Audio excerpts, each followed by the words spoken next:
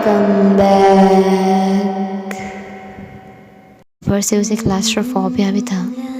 उसे रात के अंधेरे में वो काफ़ी डर चुकी थी, लेकिन किसी भी हालात में घर वापस लौटना ज़रूरी था। घर पे मेरा और मेरी मोम का बहुत बुरा हाल हो चुका था। एक तो डैड पिछले 8 दिनों से घर नहीं आया, और ऊपर से मेरी सिस्टर जो कि अभी मुश्किल से 15 साल की है, वो इस वक्त घर से इतनी दूर शहर में अकेली है, किसी को नहीं जानती। पता नहीं वो कब लौटेगी। हम पूरी तरह से टेंशन में थे कि अब हम क्या करें, लेकिन हमारे पास कोई ऑप्शन नहीं था सिवाय इंतज़ार करने के। वो इंतज़ार की घड़ियाँ काफ़ी मुश्किल थी।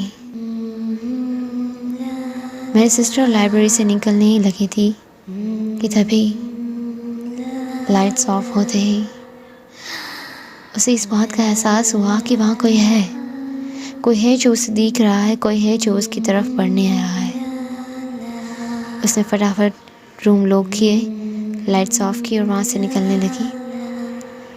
वो हॉलवे से क्रॉस होते हुए स्कूल के मेन गेट की ओर जा रही थी। वो काफ़ी तेज़ी से अपने कदम आगे बढ़ा रही थी और उसे तकरीबन ये आवाज़ भी आ रही थी कि जैसे कोई और उसके पीछे चल रहा है, जैसे कोई उसका पीछा कर रहा है। वो अच्छे से जानती थी कि उस वक्त स्कूल में उसके सिवा और कोई नहीं है, यहाँ तक कि कोई भी स्टाफ मेंबर या स्टूडेंट भी नहीं। वो बस आगे चली जा रही थी।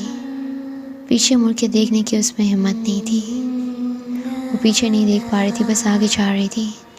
उस वक्त उसे एहसास हुआ कि उसके स्कूल का गेट उससे कहीं दूर है।